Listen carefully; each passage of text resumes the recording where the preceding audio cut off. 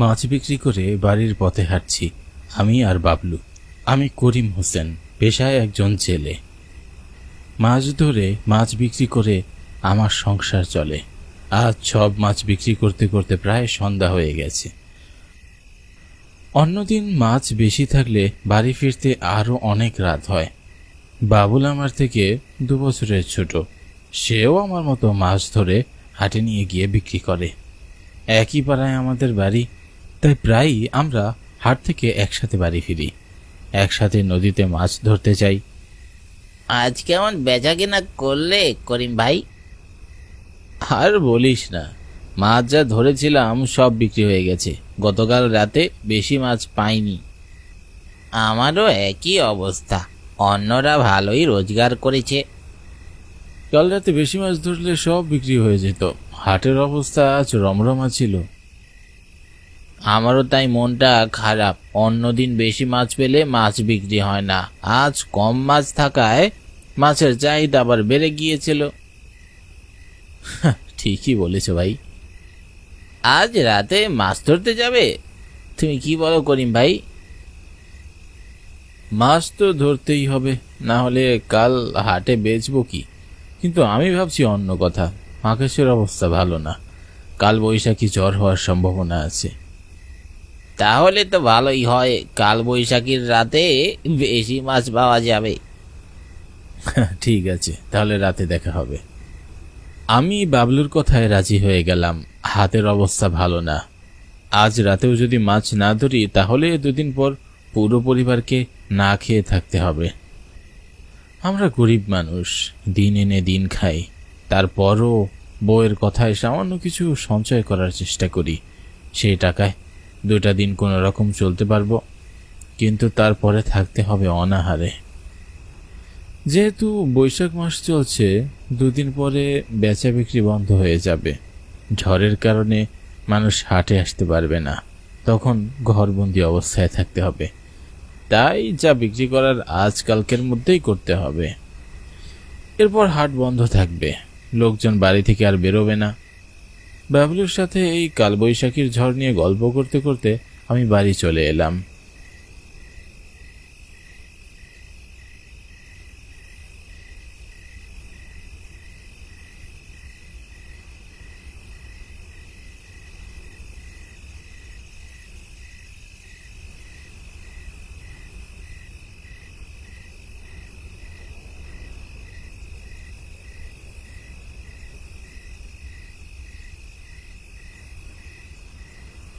ও করিম ভাই, ঘুমায় পড়ছো নাকি?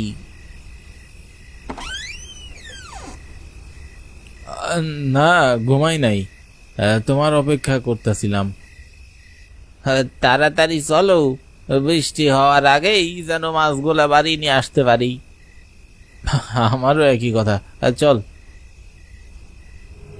কালবৈশাখীর রাত, আকাশ প্রচন্ড মেঘলা হয়ে আছে।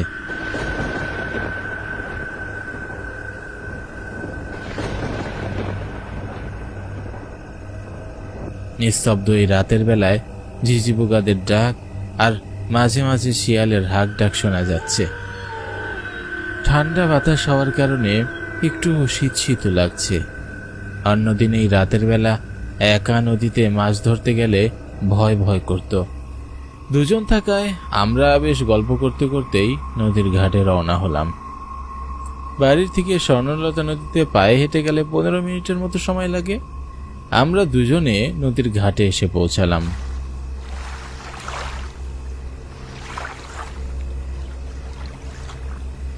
নদীতে আজ অন্য দিনের থেকেও অনেক বেশি ঢেউ বইছে। ঢেউয়ের স্রোতের শব্দে মাছ ধরতে একটু অসুবিধা হলেও আজ আমরা 2 জনে অনেক মাছ ধরি। মাছ নিয়ে আমি আর বাবলু খুশি মনে বাড়ির পথে হাঁটছি। আজ অন্য দিনের থেকেও ভালো মাছ পেয়েছি।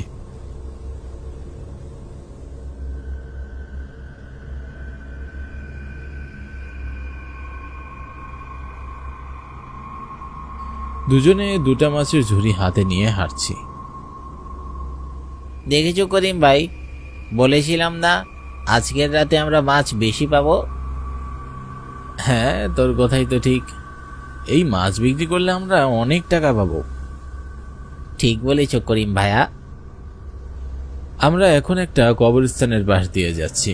অন্য সময়ে কবরস্থানের পাশ ঘেটে হাঁটতেও আমার ভয় করত, কিন্তু আজ দুজন থাকায় এত বেশি ভয় করছে না। গত সপ্তাহে এই কবরে হাবলু চাচাকে দাফন করা হয়। হাবলু চাচা জুয়ায় হেরে গিয়ে বিষ খেয়ে আত্মহত্যা করে। শুনেছি জুয়ায় সে তার বইয়ের সব স্বর্ণ অলংকার বিক্রি করে দিয়েছে, আর তাই হাবলু চাচার বউ বাবার বাড়ি চলে গেছে। সব হারিয়ে রাগের মাথায় হাবলু চাচা বিষ কিনে এনে বিষ খায়। তাকে হাসপাতালে নিয়ে গেলেও ডাক্তার তাকে বাঁচাতে পারেনি। হাবলু চাচার আত্মহত্যার পর থেকে গ্রাম জুড়ে আতঙ্ক বিরাজ করছে।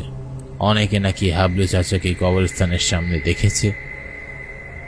তাই রাতের বেলা এই কবরস্থানের পাশ দিয়ে যেতে একটু ভয়ই করে। বাবলুর দিকে তাকিয়ে দেখি তারও একই অবস্থা। কি রে, ভয় পাচ্ছিস? একটু তো ভয় করছেই। ভয় পাস না, আমরা একসাথে আছি তো। তা তো জানি, কিন্তু মনে হচ্ছে কেউ পিছনে হাঁটছে। বলছিস কি তুই? বাবলুর কোথায় পিছনে ফিরে তাকালাম, কিন্তু কাউকেই দেখতে পেলাম না। পিছনে তো কেউই নেই। সব তোর মনের ভুল ধারণা। এখন তাড়াতাড়ি চল, বৃষ্টি আসার আগে বাড়ি ফিরতে হবে। কিছুক্ষণ হাঁটার পর আমারও মনে হলো কেউ যেন আমাদের পিছনে হাঁটছে। মুহূর্তে অশুভ কিছুর আতঙ্কে আমার শরীর শিউরে উঠল। আমি স্পষ্ট আরো হাঁটার শব্দ শুনছি।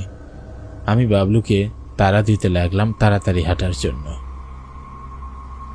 তাড়াতাড়ি হাঁট, মনে হচ্ছে পিছনে কেউ আছে। তোমারও এখন এরকম মনে হচ্ছে? হ্যাঁ রে, স্পষ্ট হাঁটার শব্দ শুনতে পাচ্ছি, কিন্তু পিছনে তো কেউই নেই। আমিও সেই কতক্ষণ ধরে একই শব্দ শুনছি। ভয়ে বুকটা লাফিয়ে উঠছে বারবার। আজ কি বাড়ি ফিরতে পারবো করিম ভাই? আরে ভয় পাস না, আমরা একসাথে আছি, মনে সাহস রাখ।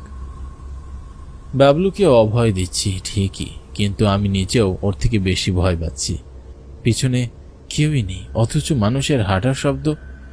এ কি করে সম্ভব? মাছ নিয়ে আজ বাড়ি ফিরতে পারবো তো?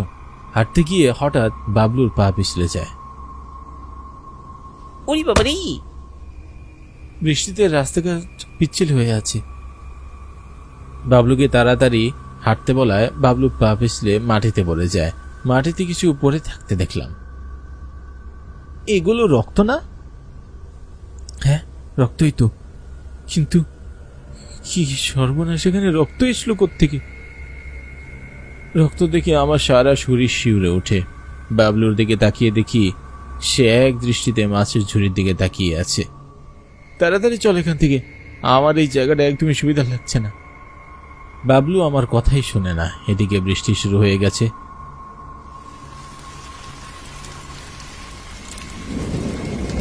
মুষলধারে বৃষ্টি পড়ছে।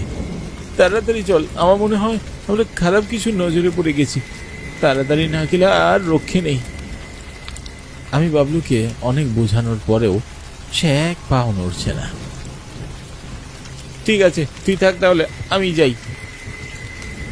বাবলুর উপর মেজাজটা বিগড়ে যায় আমার। একে তো এই কবরস্থান ভালো না, তার উপর খুব বড় বড় ফুটায় বৃষ্টি পড়ছে। আমি আমার মাছের ঝুড়ি নিয়ে সামনের দিকে এগোতে থাকি, কিন্তু বাবলুকে ছেড়ে যেতে একদম ইচ্ছা করছিল না। কেন যে সে এমন করছে এটাও বুঝতে পারছি না। বাবলুকে ফেলে গেলে যদি কোনো বিপদ হয় ওর। আমি বাবলুকে বোঝানোর জন্য পিছনে ফিরে তাকাই। পিছনে ফিরে দেখতেই এক মুহূর্তে আমার সারা শরীরের রক্ত হিম হয়ে গেল। বাবলু তার ঝুড়ির সব কাঁচা মাছ খাচ্ছে। আমি চোখ ছানা বড়া করে তার দিকে তাকিয়ে আছি। নিজের চোখকে বিশ্বাস করতে পারছি না। কোনো মানুষ কি করে কাঁচা মাছ খেতে পারে? বাবলুর সারা মুখে মাছের রক্ত লেগে আছে। তাকে দেখতে অনেক হিংস্র দেখাচ্ছে। এ কি কাণ্ড! বাবলু কাঁচা মাছ খাচ্ছে কেন? বাবলু, তুই কি পাগল হয়ে গেছিস? তাড়াতাড়ি বাড়ি চল।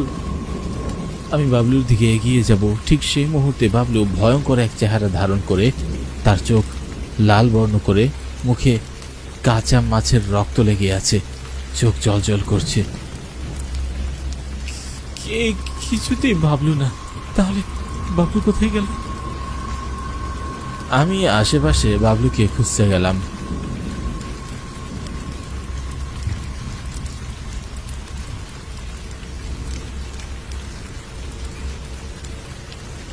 সে যে জায়গায় পড়ে গেছিল ঠিক সেই জায়গায় তার নিথর দেহ পড়ে আছে। ভয় আমার গলা শুকিয়ে এলো, মুখ দিয়ে কোনো কথাই বের হচ্ছে না। আমার সামনে ভয়ঙ্কর চেহারায় যে সে বাবলু না, গত সপ্তাহে মারা যাওয়া হাবলু চাচা। হাবলু চাচা বাবলুর ঝুড়ির সব মাছ খেয়ে আমার দিকে তাকিয়ে আছে। আমি কি করব বুঝে উঠতে পারছিলাম না। হাবলুর অশরীরী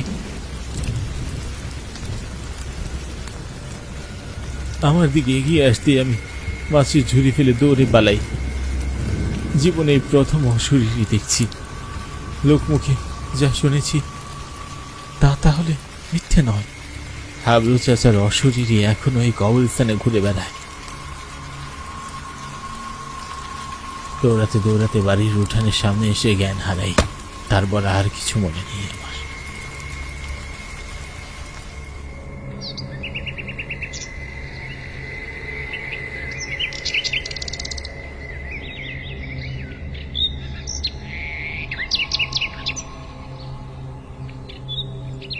পরদিন আমার জ্ঞান ফিরে আসলে আমি নিজেকে আমার বাড়ির উঠানে আবিষ্কার করি।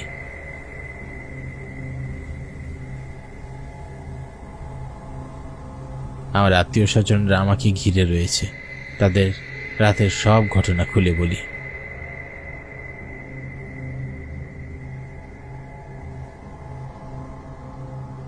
হাবলু আত্মহত্যা করার পর থেকে এই গ্রামের সবাই ভয়ে আছে। প্রায় রাতে হাবলু কবরস্থানের সামনে দাঁড়ায় থাকে। হাবলুর দাবি সে মরে নাই, তার লাশ কবর থেকে যেন উঠায় ফেলি। তো এখন হাবলু অনেক ভয়ঙ্কর হইয়া গেছে। আজ কাঁচা মাছ খাচ্ছে, কাল জীবিত মানুষ খাবে। গ্রামের হুজুর ডেকে আর একটা সুরাহা করতে হবে। কিন্তু এখন আমাদের বাবলুকে খুঁজে বের করতে হবে। কাল রাতে আমি বাবলুকে কবরস্থানের কাছে রেখে পালিয়ে আসি। চলো। গ্রামবাসী সহ আমরা সেই কবরস্থানে গিয়ে বাবলুকে খুঁজতে থাকি।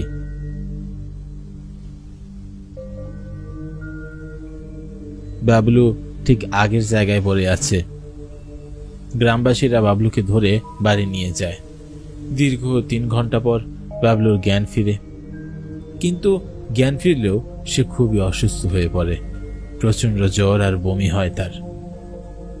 হুজুর হাবলু চাচার কবরের পাশে কোরআন তেলাওয়াত করে। এখন আর এই কবরস্থানের আশেপাশে হাবলু চাচাকে দেখা যায় না।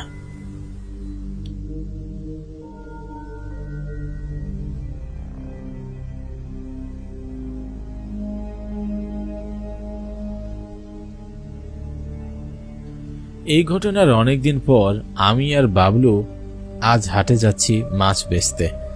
বাবলু অনেক অসুস্থ ছিল এই কদিন। আমি বাবলুকে জিজ্ঞাসা করি সেদিন কি দেখেছিল। বাবলু জানায় সেদিন সে হাবলু চাচাকে দেখে জ্ঞান হারিয়ে ফেলে, আর তারপর তার কিছুই মনে নেই। বাবলুর কথা শুনে সেদিন রাতের ভয়ের মুহূর্তে আমার মনে পড়ে যায় মৃত মানুষকে চোখের সামনে কাঁচা মাছ খেতে দেখে আমার নিঃশ্বাস বন্ধ হয়ে আসছিল ভয়ে। এই কালবৈশাখীর ঝড়ের রাতের কথা আমি কখনোই ভুলব না।